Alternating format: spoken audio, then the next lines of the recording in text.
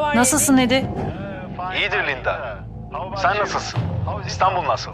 Fena değil. Daha yeni buraya geldim. Sınır dışındaydım. Çok güzel görüntüler buldum. Müthiş bir haber yapacağız. Konu ne?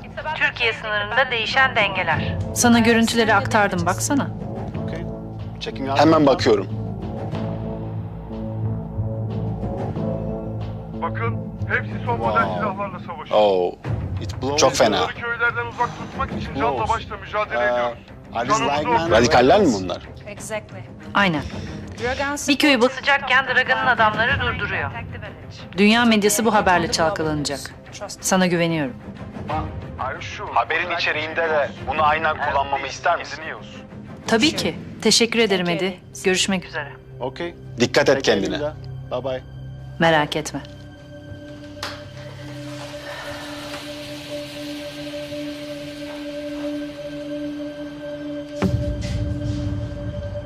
Komutanım, kadın banyoda. Ben 2 dakikada hallederim o bilgisayarı.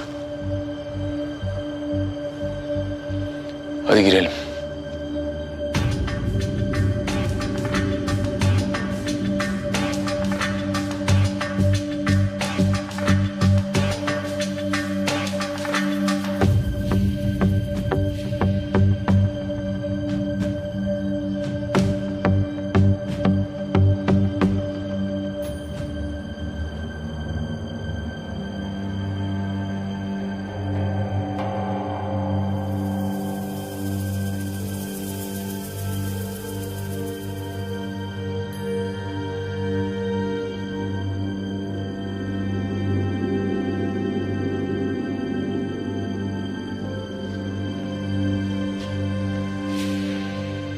Hallediyorum komutanım.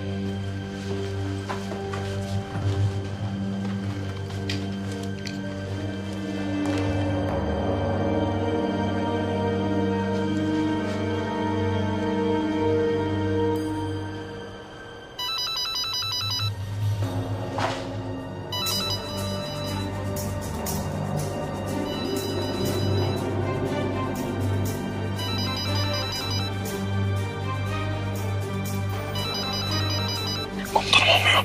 Tamam, hadi çıkıyoruz. Bir saniye komutanım. Saniyemiz yok, çıkıyoruz hadi.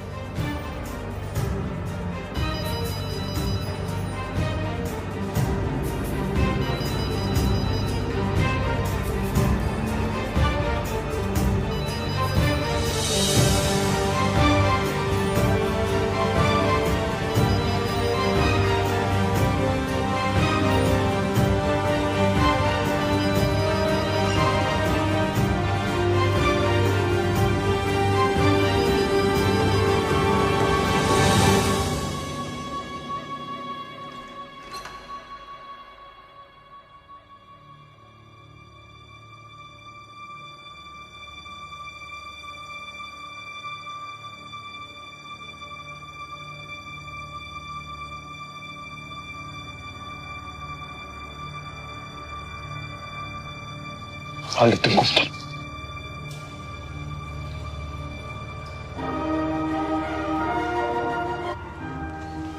Tamam, ne varsa hepsini topla. Komutanım. Ses ver biraz. Duymasın. Hiçbir şey duymaz o. Ses ver. İşte bunlar köye saldıracaklardı. Masum insanların canına kıyacaklardı. Bakın, hepsi son model silahlarla Dragan'ın savaşıyor. adamları bunlar.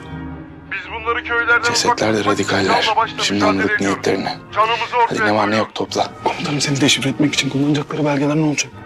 Evin her yerini aradık, yok. Hadi. Komutanım, bilgisayardadır. Bana 2 dakika ver, hemen bulup sileyim.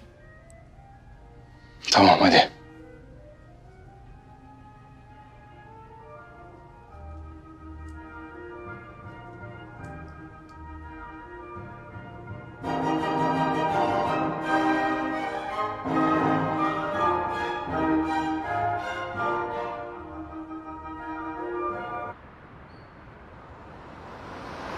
Usta, düşündüğümüz gibi oldu. Bunların niyeti belli. Dragan'ın çapulcu ordusuna radikalleri harcatmışlar, haber yaptıracaklar. Anladım.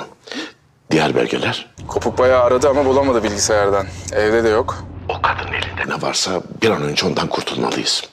Hemen buraya gelin. Geliyoruz usta.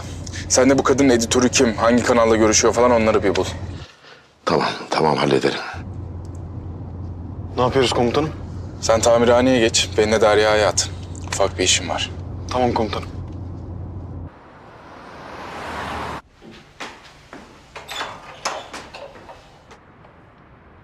Ne haber? Ne oldu, neden geldin? Arkadaş olduğumuzu sanıyordum. Arkadaş. Şaka yapıyorum. Ne yeri ne de zamanı. Bence çok ciddi konuşmalar yapmanın arifesinde gibiyiz hatta.